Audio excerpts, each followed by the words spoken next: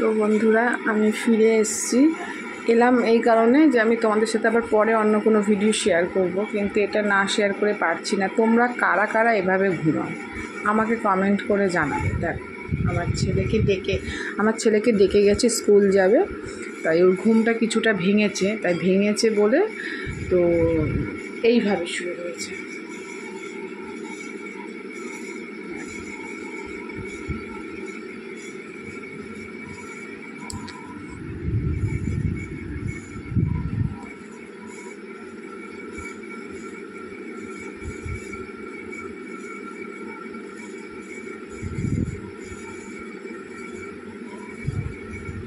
তো তোমরা কারা কারা এইভাবে ঘুমাও তো আমাকে কমেন্ট করে বলো যে কারা কারা এইভাবে ঘুমাও।